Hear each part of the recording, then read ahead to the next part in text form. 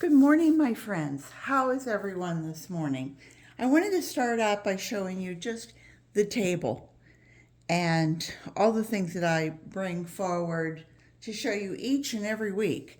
This is week 44, and so for 44 weeks plus 52 from last year, I've been setting up this table and trying to show you all the things that you could recycle, that I recycle in hopes of collecting 2,000 pounds from my garden and my house trash to divert it from being in the landfill.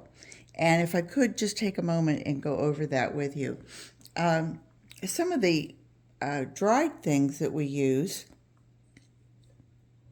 are, if you have newspaper, you can do that. We get a weekly circular. We don't get the newspaper anymore. We read it online. But any of these carbon ideas, any of the things that will break down, shoebox, from something that was electronic, we got something delivered. Your toilet paper rolls, paper towel rolls, any packing that comes with your products, egg cartons if they are in the cardboard side, tissues. If you're giving it to your worms, they love it. They love snot. What can I say? Even if you have things like, you've for ladies, you've wiped your you put your lipstick on and then you use a tissue to just kind of like dab it, so it isn't too runny. It goes on your lips. It breaks down in your body. Trust me, the worms can handle it. You've got popsicle sticks, any kind of ice cream stick. When I get any of my vitamins or anything that comes along that comes in a little box, I take the box apart.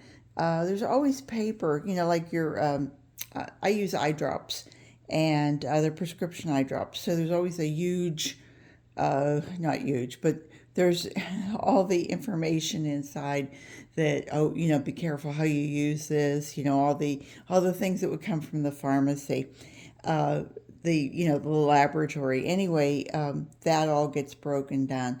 And then my friend Sandra, excuse me, I'm swallowing.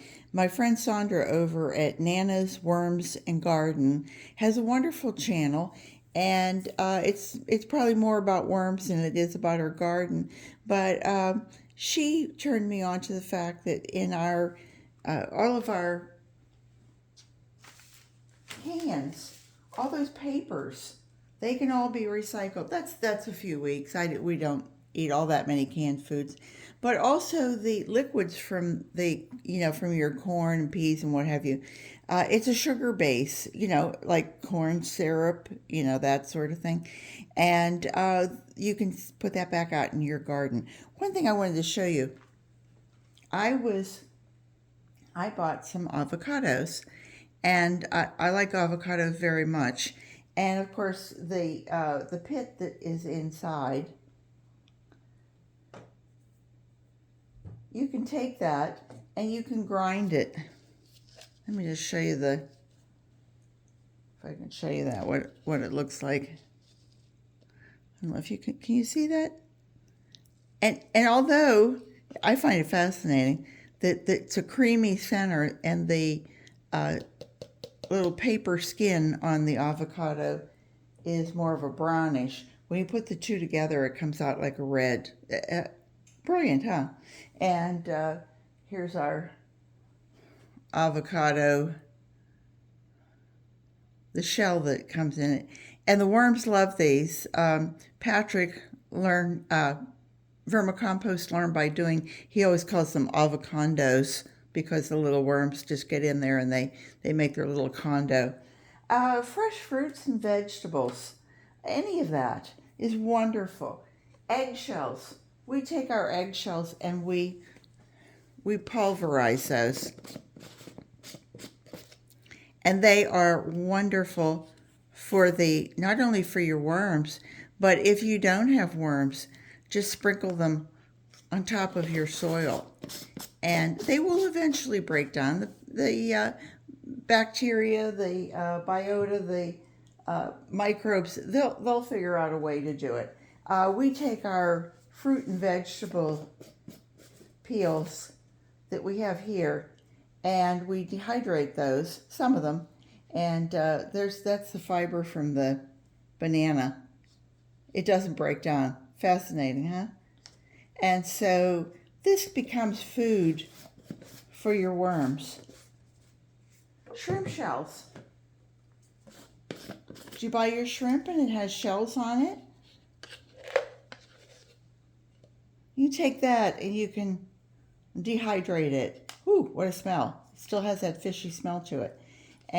But not enough fish, but not enough smell, I think, to attract, like rodents or something. You're going to just sprinkle that over something. We do our coffee grounds, tea bags. I've told you before that the paper makes a great liner for your pots. We're collecting our little elm leaves, and we have a drake elm. So those are the leaves. How small is that? And these were just picked up days ago. There's a little bit of grass in with it. But by next year, this will be soil. It'll be compost. If I got anything else, that might be it. Hang on. Good morning again. Let me just come around here and I will say proper good morning to you. I hope I'm in the screen. And hello. That wouldn't make you look at me the whole time. 1 second.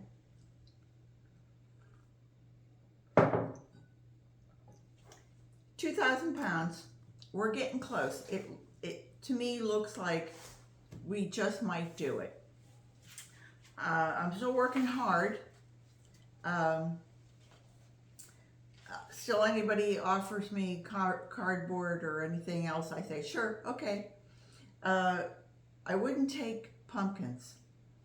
If I had one neighbor bring me a pumpkin, then yes, I would probably cut it up and divide it and what have you. But in this, we're still hot. We're still in the mid 80s. I think yesterday was like 85 or 86. So in high humidity. So when you leave something like a pumpkin, especially a carved pumpkin, outside, believe me, it's getting buggy and it's attracting things. And granted, we like the bacteria, we like the microbes, we like the little roly-polies, we like all those things. But I really don't want to attract rats and other things to my backyard. So I try to keep it as clean and not as interesting as possible. I did take you to the backyard a couple days ago and I showed you that I had spread moringa, my branches that we were able to put through the chipper. Really looked great. And put down cardboard and laid that over my whole juicy fruit island. And 2 days later, there were big divots. The moringa was everywhere. It looked like the hurricane had hit Juicy Fruit Island, and it was probably a raccoon. We also get armadillos, but they're pretty even diggers. I mean, they have these little claws. Raccoons do also, their little hands with their little claws, but armadillos seem like they really have a set of claws on them. So I think this was I think it was a raccoon. Anyway, quickly moving along. Week 44, we did, our friend Brian came, and Brian at the height of the summer, we're close to 44 pounds. 45 pounds with him. I've been telling him each time he brings them, and he's just amused by the whole thing. Well, we're down to 16 pounds. same yard, but it just tells you how much of a difference when you go from, you know, June, July, August is the really high time. September, first part. When we get into October, it just dies right back. And you can have a 2 week period, and your grass is only growing an inch or so. So, but he did come through, and of course, I've been collecting my elm leaves, and I trimmed my shrubs and all. And so we came out with 39 pounds, 12.7 ounces. Drum roll, please. And we were at 1,801 pounds, 15.5, and we're now up to 1,841 pounds, 12.2 pounds. So, and my elm leaves, I guesstimated that I would get 50 pounds of elm leaves, and I'm up to 44 pounds, 5.9 ounces. So all good. Just a quick note is that we are going to have our roof replaced.